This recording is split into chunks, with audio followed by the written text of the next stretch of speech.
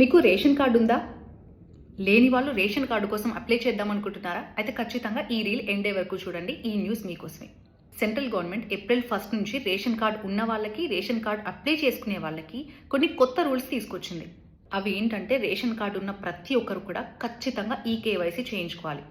For example మీ ఇంట్లో ఒక 5 members ఉంటే ఆ 5 మెంబర్స్ కూడా ఈ కేవైసీ చేయించుకోవాలి. ఈ కేవైసీ చేయించుకోకపోతే మీకు రేషన్ రాదు. ఇది మేము చెప్తున్న మాట కాదు, సెంట్రల్ గవర్నమెంట్ డిసైడ్ చేసింది. ఫర్ ఎగ్జాంపుల్ మీ రేషన్ కార్డులో 5 ఉంటే ఆ 5 ఈ కేవైసీ చేయించుకోవడం కంపల్సరీ. ఇలా చేయించకపోతే ఏప్రిల్ 1 నుంచి మీకు రేషన్ రావు.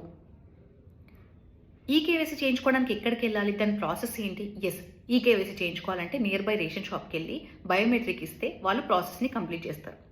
మరి ఇంట్లో పెద్దవాళ్ళు ఉన్నారు, వెళ్ళలేని వాళ్ళు ఉన్నారు, మరి వాళ్ళకి ఎలా? వాళ్ళని తీసుకెళ్ళలేం రేషన్ షాప్కి అంటే అలా వెళ్ళలేని వాళ్ళ కోసం మేరా రేషన్ యాప్ అనేది ఒకటి ఉంది. ఆ యాప్ని డౌన్లోడ్ చేసి ఫేస్ అథెంటిఫికేషన్ అనేది ఇచ్చేస్తే ఆటోమేటిక్గా ప్రాసెస్ అనేది కంప్లీట్ అవుతుంది. ఇలా కూడా ఈ కేవైసీని కంప్లీట్ చేసుకోవచ్చు. అంతేకాదు, కొంతమంది వాళ్ళ పిల్లల పెళ్లి చేసిన తర్వాత కూడా వాళ్ళ పేరు మీద ఇంకా రేషన్ తీసుకుంటుంటారు. ఇంకొంతమంది వాళ్ళ ఇంట్లో పెద్దవాళ్ళు లేదా వాళ్ళ ఇంట్లో సభ్యులు ఎవరైనా చనిపోతే కూడా ఆ విషయం చెప్పకుండా సీక్రెట్గా అలాగే వాళ్ళు రేషన్ తీసుకుంటూ ఉంటారు.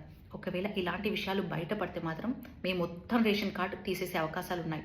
ఫర్ ఎగ్జాంపుల్ మీ కార్డులో ఉన్న వాళ్ళలో ఎవరికైనా మ్యారేజ్ అయినా లేదా ఎవరైనా చనిపోయినా వెంటనే రేషన్ షాప్లో ఇంటిమేట్ చేయాలి.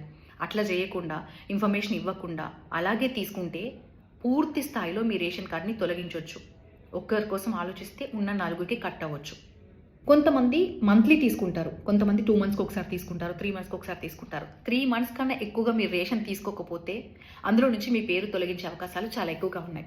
సెంట్రల్ గవర్నమెంట్ కొన్ని రూల్స్ పాస్ చేసింది. కొన్ని స్టేట్స్లో ఏప్రిల్ 1 నుంచి 3 మంత్స్ రేషన్ కూడా ఒకేసారి ఇవ్వడం జరుగుతుంది. ఇట్లా ఇవ్వడం వల్ల లైన్లో నిలబడాల్సిన అవసరం ఏమి ఉండదు. ఒకవేళ అది తెలంగాణ అండ్ ఆంధ్రాలో కూడా అమలైతే బాగుండు అనుకుంటున్నారు చాలామంది. ఇంతకీ దీని మీద మీరేమంటారు మరి?